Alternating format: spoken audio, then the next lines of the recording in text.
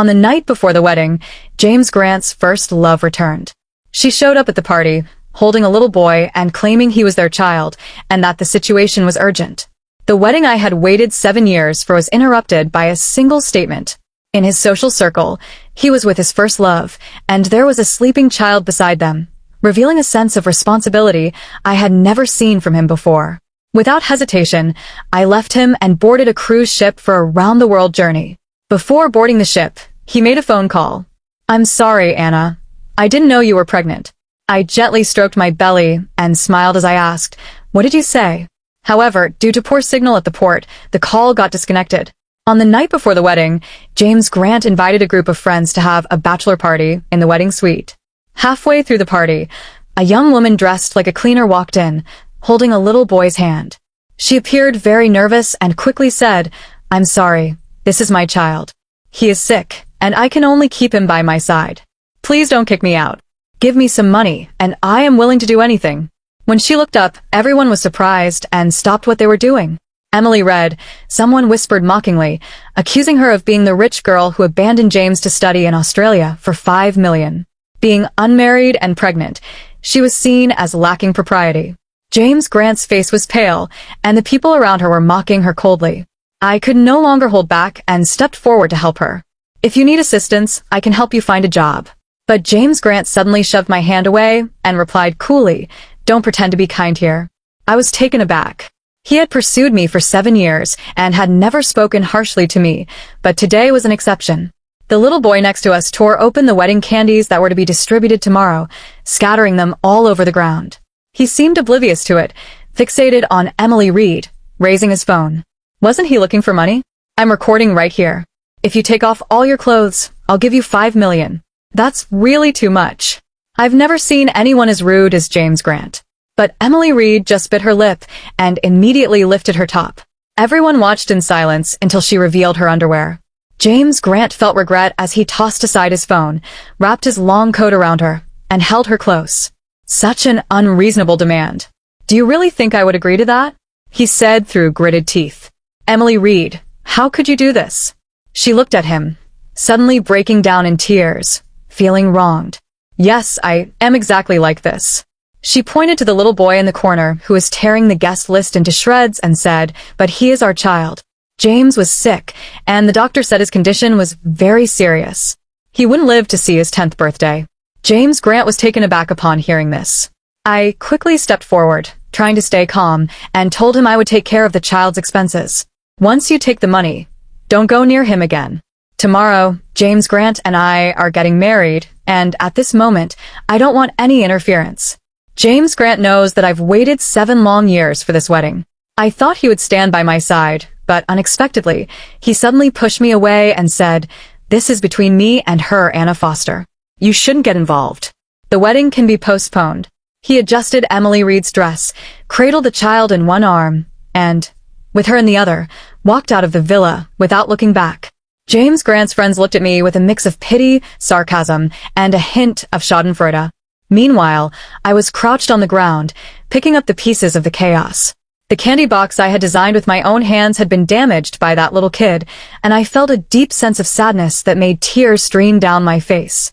Just the night before, James Grant had held me in his arms, gently patting my back and kissing my forehead. He had pursued me for 7 years, and I finally opened my heart to him, sharing my most vulnerable side. He said that I had a tough time in the past, and now he would give me the best. He bought me the most expensive wedding dress and booked the hotel penthouse for 6 figures a day. I had planned to tell him about my pregnancy tomorrow as a surprise, but unexpectedly, Emily Reed and that child appeared out of nowhere. I heard that Emily Reed was James Grant's first love. When their relationship was at its best, she chose to terminate her pregnancy for $5 million and didn't hesitate to break up with him. Since then, James Grant's resentment towards her deepened. Yet today, I truly saw the way he looked at her, filled with passion and emotion. Clearly, he still loved her. Back at my house, I kept making phone calls until the evening. Notify the wedding planning company and all the guests that the wedding has been canceled. The last call I made was to my brother, John Foster. He was very angry and accused me of being incompetent, unable to hold on to a man. He hopes that I can help him manage the company's affairs. In my heart, I thought, This is not just your company, it's the Foster family's business, and I deserve a share in it as well. But I didn't say anything on the surface, which only made him angrier. It was impossible to communicate. I really don't understand how you can have such a sister. Forget it. No more talking. Just hurry and transfer me 500,000. I want to gather some money to buy a Ferrari. Suddenly, a hand reached out from behind and gently took my phone away. She has no money, and even if she did, she wouldn't give it to you. James Grant's tone was very harsh. As for when and how Anna Foster and I will get married, that's not something you need to concern yourself with. Moreover, the Foster family's company is now my property. I can give it to whomever I choose. After he hung up the phone, I turned around and allowed him to gently lift my chin and kiss me. He said gently, "Little treasure, give me a few days and I'll handle her affairs, and we can restart the wedding right away. You've always been my wife, and you always will be." He held me close, his hand lightly sliding to my lower abdomen. "Shall we have a child, a healthy one, with your eyes and my nose?" I understood that this was the pinnacle of James Grant's patience. If it were in the past, I would have already immersed myself in his embrace, as gentle as spring water. However, tonight, for some reason, the closer he got, the more awake I became, and the more pain I felt. I gently pushed him away and said coldly, "Do you feel proud, James Grant, watching two women compete for your affection, suffering because of you?" His smile vanished in an instant. He took out a checkbook from the drawer, tore off a check, and handed it to me. "Please fill in the numbers yourself. I've been a bit busy recently, so go ahead and buy whatever you want." I couldn't help but sarcastically ask, "What are you busy with? Taking care of your first love and her child? Why bother spending money to make me uncomfortable? Do you think I haven't seen money before?" In the photo, James Grant is holding Emily Reed's hand, looking at the child in the hospital bed with deep concern, truly resembling a good father. I tore the check in half and watched as James Grant's expression turned grim. Just as he was about to speak, he was interrupted by a phone call. On the other end of the line, Emily Reed was crying heartbrokenly. "James, Charlie's heart rate is unstable again. The doctors are trying to save him, and I'm so scared. Can you come and be with me?" I covered my flushing face and saw James Grant suppressing his emotions as he replied, "I have someone here with me. If you need help, you can reach out to them. Tonight, I am going to be with my wife." I raised my voice at the phone and asked, "Has something happened to the child? Which hospital?" I immediately ordered someone to take James Grant there. James Grant looked at me, initially surprised, then turned very angry. "Anna Foster, I didn't expect you to be so disrespectful. You want me to leave? Fine, but you better think it through." After saying that, he let go of me and turned to the woman on the phone, his tone suddenly softening. "Emily, just wait for me. You'll be there soon." He slammed the door loudly as he left. I lay in the darkness, feeling the small life inside my belly. I remembered 3 months ago when I was abducted by John Foster's creditor, who planned to use me to pressure my brother into repaying millions in gambling debts. John Foster had said just one sentence: "If you want to kill her, go ahead. Her life is worth 30 million after all." It was at that moment, with a knife held to my throat, that James Grant burst in with his men to rescue me. He held me tightly in his arms and declared firmly, "This is my wife. Anyone who dares to harm her will have to answer to me." No one dared to provoke the Grant family. One moment they seemed formidable, and the next they scattered in fear. That night, James Grant trembled as he proposed to me. I responded with my body, but when he opened the box, I stopped his hand. I told him it was okay. To give it to me, all right? I don't give my heart easily, but once I fall in love with someone, I will hold nothing back. Perhaps James Grant had been so good to me in the past that I forgot the possibility of being truly wronged. The next day, I heard that James Grant had accompanied a stranger and her child to the hospital late at night. This wasn't good news. Early in the morning, I received a call from James's mother. She asked me to bring a gift to the hospital to see Emily Reed. "I wasn't very keen on getting involved in your affairs, but for the sake of James Grant's reputation, you both should act like a harmonious couple." I endured the discomfort of early pregnancy and hurried to the hospital with various things in hand. In the ward, James Grant was wrapped in a blanket, sleeping on the adjacent fold-out bed. In his arms lay Emily Reed, also peacefully asleep. On the bed next to them, a child was receiving in foredrip while playing with some toys. It really looked like a family. I placed the supplements on the bedside table, waking Emily Reed, who looked at me with the eyes of a startled doe. "I'm sorry, Sister Anna. I didn't mean to." I really couldn't help myself. I struck her lightly, without thinking. James Grant had woken up early but didn't manage to stop me in time. He tenderly caressed her face, and his gaze toward me was filled with indifference. I thought to myself, who would dare to touch Emily? I scoffed, who said I can't have an opinion about a mistress. Emily Reed was crying as she said, Sister Anna, things aren't as you think. James Grant, wearing a serious expression, said, Anna Foster, I won't be happy if you keep this up. A woman I don't like means nothing to me. I remember when he first started pursuing me. His friend said that James only came after me out of anger. The truth of it, I would only know if that woman ever returned one day. Back then, I stubbornly refused to believe it. Now, it seems I was wrong. The attending doctor came in for his rounds, and James Grant held Emily Reed as they followed the doctor outside to learn more about the condition. I was filled with heartache when, unexpectedly, the quiet little boy in the hospital bed spoke up, calling me a bad aunt. I asked him, What did you say? He lifted his small face to look at me, his eyes full of clear jealousy. Mommy said you're pregnant, and if the baby is born, Daddy will no longer want me. I hate that aunt.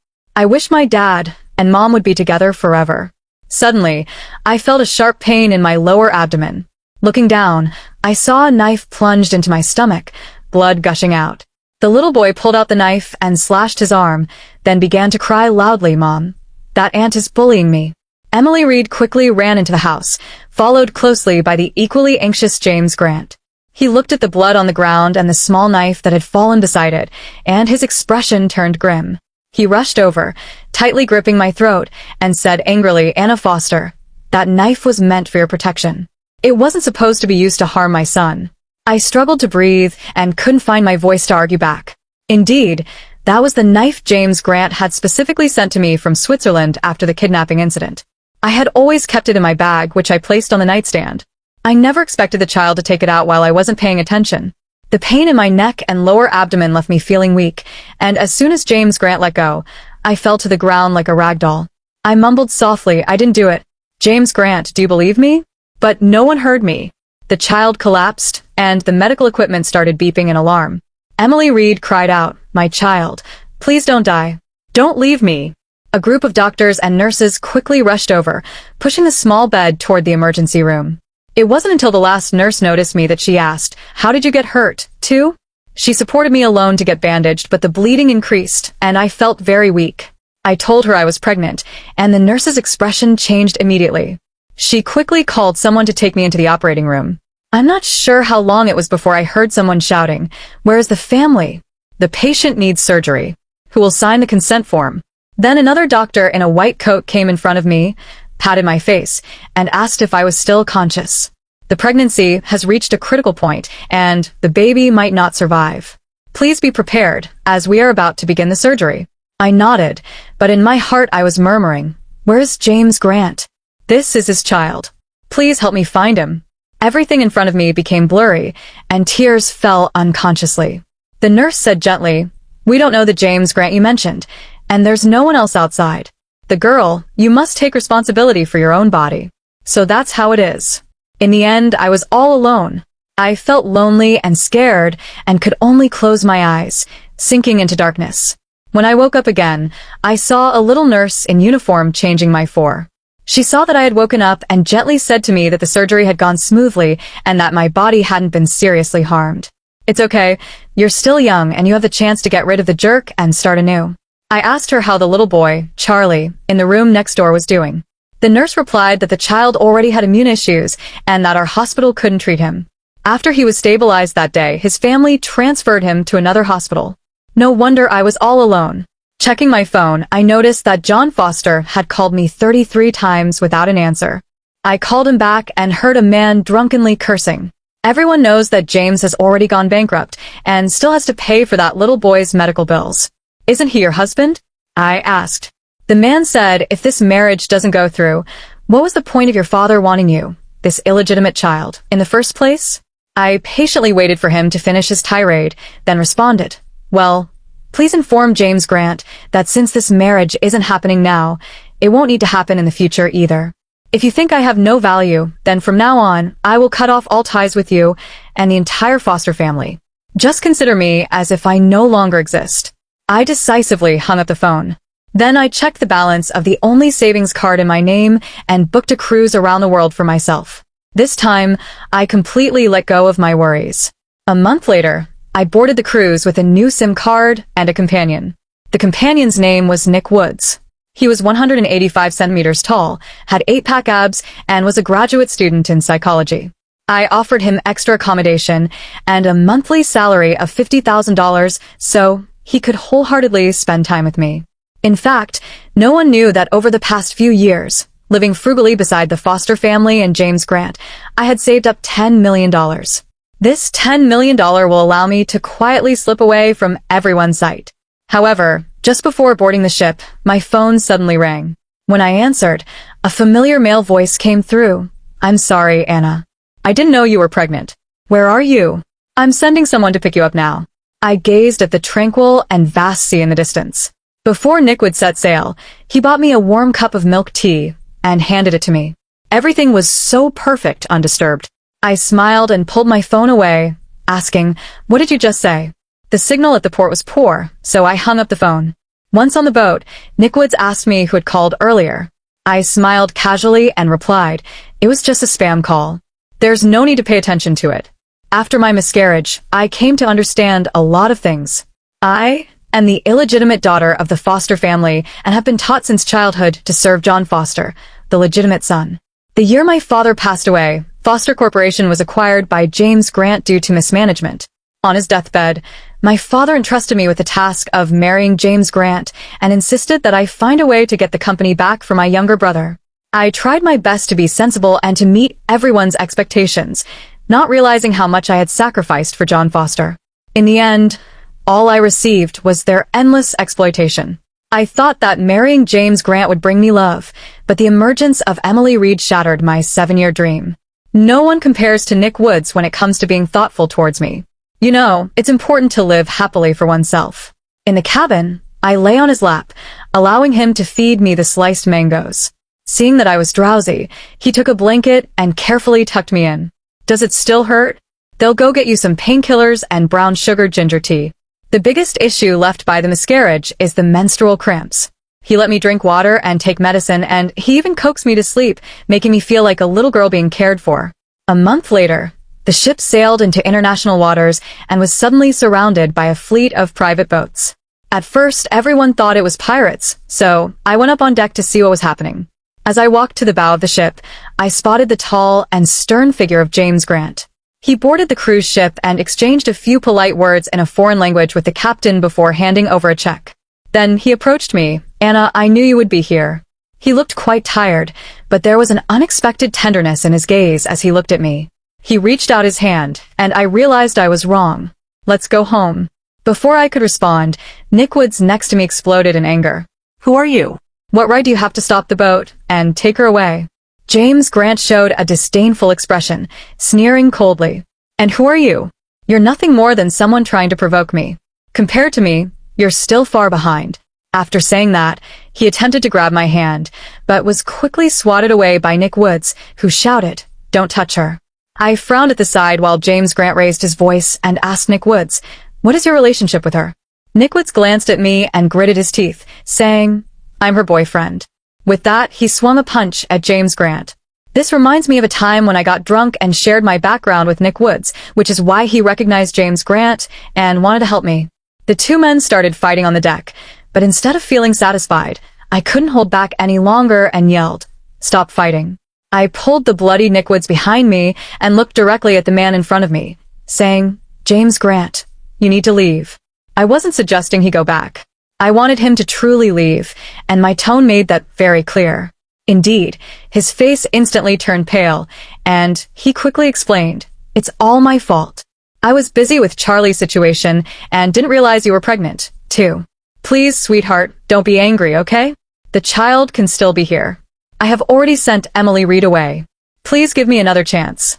He gritted his teeth, "And I know you hate Charlie. If you come back with me, I will send that child away too." After saying that, I couldn't help but slap him. He clearly still hasn't figured out who hurt whom in the hospital. We never had a certificate, so it doesn't matter now. James Grant, I don't love you anymore, and it doesn't matter how you explain it. My voice trembled involuntarily, my nails digging deep into my flesh, causing a faint pain. Seeing his dejected expression still made me feel a bit sad inside. However, no matter how sad I am, I know that we cannot go back to the past. James Grant and I were at a stalemate for a long time, and it ultimately ended with his departure. As he was leaving, he said to me, "I'll come to get you when you're done playing." This statement made me feel very uncomfortable. The Grant family has a strong background, and even if I change my phone number, James Grant will still be able to find me. If he wants to get involved, I have no way to resist. After the crowd dispersed, I saw Nick Woods at the back, his face covered in blood. I took care of his wounds and then transferred him 200,000 yuan. This money is a compensation for 3 months of your salary and the cost of your plane ticket. Once you leave the ship and return to your country, our deal will be over. Nick Woods looked at me in disbelief and asked me why. Because you overstepped your boundaries. I sighed. His unsolicited defense for me added to my sense of responsibility. The role of being a companion had become unclear, so it had to end here. A woman doesn't necessarily need to rely on a stable partner. As long as she has money, she can attract the right person. At the next stop, Nick Woods got off the boat with a lackluster demeanor. I felt a wave of exhaustion as well, and over the next 6 months, I didn't seek any new companions. Traveling alone can sometimes have its own charm. By the time I returned to my country, it was fall. I took a deep breath as I stepped off the boat, and outside the port was a row of black sedans. John Foster approached with a smile and said, "Sister, you're back." I was taken aback by his sudden show of respect. However, upon seeing the fierce gaze of the Grant family bodyguard directed at John Foster behind me, I immediately understood everything. It seemed that James Grant had privately dealt with John Foster while I was away, all in an effort to please me, ensuring that he would no longer dare to be rude to me. I did not resist, and allowed them to take me to the villa that had originally been prepared as our wedding house. When I was brought into the study, James Grant was sitting behind the desk, and upon seeing me enter, he pushed a contract towards me. His expression was gentle as he said to me, "Xiaobao, I've got the company you've always wanted back for you." It was a share transfer contract, indicating that the shares of Foster Corporation, which had been previously acquired, were completely returned to me. He got up and tried to hug me from behind, asking Xiaobao, "Did you have a good time outside?" I decided to put our wedding plans back on track, using the decorations we had chosen together before. "If you're willing, we can hold it tomorrow." I took a step back to avoid his embrace and didn't take the contract. I shook my head with a smile. I no longer needed the wedding or the company. In the past, I saw myself as the daughter of the Foster family and the sister of John Foster, which is why I was so invested in my father's business. But now, I am just Anna Foster, and I have no ties to anyone. I have left behind a family that doesn't care about me, so I have no obligation to meet their expectations. As for you, I glanced at James Grant, who looked stunned, and I felt even less inclined to pay him any mind. I tried to walk past him and leave, but he called out to me. "One more thing," he said. "Emily Reed is your half-sister. She wants to meet you." After leaving the villa, I called a car and arrived at the cafe where Emily Reed had arranged to meet me. She sat across from me, and after not seeing her for over half a year, she seemed to have matured quite a bit. "Did James tell you everything?" This was the last wish I entrusted to him before I left. I suppressed the complex emotions in my heart and calmly asked, "Is there something you want to get from me by specifically telling me this?" A lot happened while I was away. First, the creditors from the online loans and Emily Reed's exes began to show up, and they were discovered by James Grant. During the years she was away from him, she took $5 million to Australia, but she didn't actually go to school. Instead, she frequently visited casinos and mingled with many wealthy young men. Before long, the $5 million ran out, and she accumulated a significant amount of debt. Emily Reed's life abroad was quite tough, so she had to return home to work and repay her debts. Until one night, she sought out James Grant, asking for his help regarding their child. Upon learning the truth, James Grant was furious. He kept the child and ended up kicking Emily Reed out of the house. As a final gesture of goodwill, I asked James to tell you about this matter. Emily Reed smiled wryly as she handed me the genetic testing report. "I just wanted to ask you one thing. Could you please talk to James and let me go back to see Charlie, okay?" After reading the report, the results were already very clear, so I got up and left. I didn't agree. Just now, at the villa, I told James Grant that I would be changing jobs and moving. "From now on, I have no relationship with you or James Grant. If either of you bothers me again, I will call the police. Even if Emily Reed is my sister, what difference does that make? I don't believe that I should bear such a heavy responsibility just because of this blood connection. To my surprise, she suddenly stood up and threw her arms around my thigh. With tears streaming down her face, she pleaded, "I beg you. My ex-lovers have been causing me trouble lately, and as soon as I leave the cafe, they're on my case. I really don't love James anymore. I just want to ask him to protect me one more time, to give me another chance." I felt both scared and angry, and I raised my leg, intending to push her away. "What are you doing? Don't come near me." I pushed Emily Reed away, but when she lunged at me again, there was a newfound determination and anger in her eyes. "Why is that? We were born of the same mother. You ended up as a privileged lady just because you chose the wrong man, while I became the despised mistress." I couldn't dodge in time and felt a sharp pain in my leg. When I came to my senses, I realized a small knife was embedded in my leg and blood was gushing out. The pain caused me to fall to the ground, and the bodyguards outside immediately rushed into the cafe to protect me. Shortly after, I was taken to the hospital for treatment. Before long, James Grant arrived in the examination room. He asked with concern, "Little Bow, are you all right?" Then he squatted down to carefully examine my wound. The old Anna Foster would have been touched by such tenderness, but now all I felt was resistance and discomfort. "James Grant, I just want to leave you and the Foster family behind and live a normal, stable life."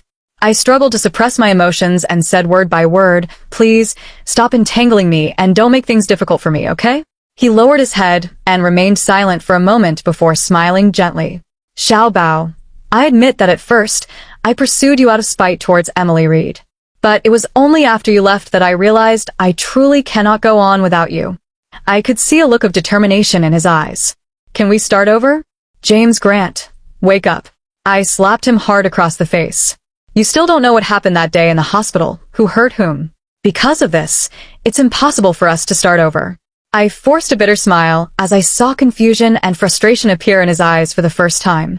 I pulled my leg away from his grip and limped out. On the way, I remembered the day of the miscarriage. The operating room was filled with the sickening smell of blood and antiseptic. I lay alone on the hospital bed, tears streaming down my face as I called out James Grant's name. Blood clots were being expelled from my body, and I felt incredibly cold and very frightened. But at that moment, James Grant was with his child, spending time with the woman he once loved, forgetting about me. That day, he didn't come, and there was no need for him to come after that. After my leg healed, I specially went to the detention center to see Emily Reed. By then, she had already been severely injured by people arranged by James Grant while in custody. When she saw me, she was only able to gasp for breath, unable to say a complete sentence. I asked her, "Are you envious of me?" She glared at me with hatred. "I honestly wish I could trade lives with you. I've seen your social media posts and photos of you with your mom. Back then, I didn't even know that she was my mom too. Your relationship seems really good." She was taken aback. "Since I can remember, I have been raised by a nanny in the Foster family. Throughout my life, I have been the rejected, illegitimate daughter, often unable to show my face in public." I rolled up my sleeves to reveal the scars on my arms. These were all inflicted by my brother, John Foster, since we were young. I have to apply for all expenditures in the Foster family, and I can only borrow jewelry and clothing for use. As for my biological father, he treated me as a tool to pave the way for his son. There was an incident where John Foster almost did something terrible to me, and my father, fully aware of it, did nothing to stop it. Later, after he passed away and the Foster family fell apart, I helped John Foster pay off his debts. When he got into trouble, I used my connections to help him get bailed out and became his caretaker. I looked at the woman in front of me, her face covered in scars, and I laughed bitterly. Who knows? If given the chance, I would just want to be an ordinary person. Emily Reed stared at me for a long time and suddenly broke down, screaming, "I don't believe it. I don't believe it. Anna Foster, don't lie to me. You must be living a very happy life, right? I just can't stand your happiness. I want everything you have, including James Grant. As long as a woman finds the right good man, her later life is guaranteed." She cried out and gradually began to sob, collapsing into her chair. My phone rang. It was a call from John Foster. I showed her the caller ID and said, "Do you want this kind of good fortune?" She was still sobbing when I answered the phone. It was John Foster's sister, Anna Foster, right? She told me that John Foster was in trouble and asked me to hurry and help him out. I could hear John Foster's urgent cries in the background. Sister, help me. I really know I was wrong. I only have you left. I calmly asked him what he had done. The stranger coldly replied that he had drugged a girl at the bar and had offended the daughter of someone from the city hall. Your good little brother doesn't want to report it to the police and prefers to settle it privately. Well then, do you want to injure your hand first or your leg? John Foster shouted loudly, no. I will lose money. My sister is wealthy. She's connected to James Grant. Let her come and bail me out. As I listened to the noise around me, my mind drifted back to that kidnapping. Back then, John Foster didn't think much of me. He said my life was worth 30 million and that it could help him pay off his debts. Now, it's my turn. I said a couple things into the phone. First, I have no relationship with James Grant. Second, John Foster is no longer my brother, and his affairs are none of my concern. Do whatever you want with him. After finishing my words, I hung up and ignored John Foster's pleas. 3 days after I left the detention center, I heard that Emily Reed had committed suicide inside. However, before she left, she revealed a piece of news that left James Grant devastated. The child Charlie, whom he had devoted himself to saving, was not his biological son. On the day he learned this, James Grant cut off Charlie's medical support and even sent someone to deal with Emily Reed's body in a fit of rage. Later, he tracked me down to where I was staying, looking like a drenched stray dog. After reviewing the hospital surveillance, I discovered that it was Charlie who had stabbed you in the stomach, and to my surprise, that child had actually escaped. Don't worry. I will definitely find him and make sure he personally apologizes to you. At that moment, I wore a cold expression as I busily packed my belongings for the move. James Grant followed closely behind me, constantly pleading for me not to leave. Anna, please don't go. I can give you anything, he insisted. Whether it's money, status, or shares in Grant Group, I can offer you all of it. But I was just trying to pack up a bunch of clutter that I didn't want. Hearing his words, I could sense that he instantly lost hope. James Grant, do you know? You really have a knack for causing trouble for others. I impatiently played back the call recording for him to hear. My son James Grant definitely needs to find a suitable girl, not someone like you who isn't very reliable. I suggest you keep your distance from him. James's mother acted very high and mighty. Sister, let's clarify the situation. It's your son who has been bothering me this whole time. I haven't reported this to the police yet, and I've already been very considerate to you. What's wrong? Is it just because you have a bit of money that you think you're so important? I'm saying this outright. This is my attitude. James Grant didn't shy away. Instead, he moved closer to me and said, what does my marriage have to do with my mom? I'll find a way to keep her from bothering you in the future. By the way, didn't you say you wanted to go on a honeymoon? I'll call and make arrangements right now. He seemed a bit dazed, and with a sigh, I picked up my phone and dialed for the police. Hello, police. There's a stranger who has broken into my home and is persistently bothering me. Please come and handle the situation. He seemed surprised that I actually called the police and stood frozen there. That time, the police arrived and took James Grant away. After that, he strangely stayed quiet for a while. Until one day, the news reported that a kid named Charlie reappeared on the rooftop of Grant Group. Charlie is the son of Emily Reed and an unknown lover. At that time, he was on the brink of death due to a lack of medical support. Sitting on the rooftop, he was as thin as a sheet of paper, softly saying, I want Dad, I want Dad. The dad he referred to was, of course, James Grant. The fact that the sole heir of Grant Group had an illegitimate child was thus made public. People who are unaware of the truth feel sorry for the child and harshly criticize James Grant, deeming him utterly irresponsible, even neglecting the child's well-being. However, while watching the live broadcast on television, I couldn't help but think that children can sometimes be smarter than many adults. This little boy has even resorted to self-harm to frame me. Now, he is trying to drag James Grant down with him, burdened by his own pain. In front of everyone, this child leaps off the roof of an 88-story building. The stock price of Grant Group nearly halved due to this turmoil. No one wanted to marry into the Grant's mess. I originally thought all of this had nothing to do with me. At that time, I had found a job and a place to live in another city, ready to start a new life. On the morning I was heading to the airport, as I was crossing the street with my suitcase, a black car suddenly raced toward me. It was clearly a green light, yet the car showed no signs of stopping at all. Just then, a familiar figure suddenly appeared and blocked my way. I fell to the other side of the road, with some scrapes on my hands and legs. However, the man in the middle of the road was struck by the sedan and was bleeding profusely. It was James Grant. He seemed to want to crawl towards me with all his might, but he had already exhausted his strength. The driver was so frightened that he almost jumped out of the car and fell beside James Grant, unable to straighten up. "James, how could it be you?" James Grant simply stared at me, a trace of a sad smile on his face. In a hoarse voice, he said, "Little Bao, this is a car sent by my mom. She hates you for ruining my future." I regained my composure from the shock and shakily dialed 120, but ultimately it was too late. It is said that on the day of James Grant's funeral, his mother cowed out before her son's coffin and then became mentally unstable. Looking at the face on the obituary, I recalled the moment he pushed me away and his final words to me. He asked me, "Anna Foster, if there is an afterlife, can we love each other again?" I shook my head. "James Grant, if there's an afterlife, I hope we won't meet again."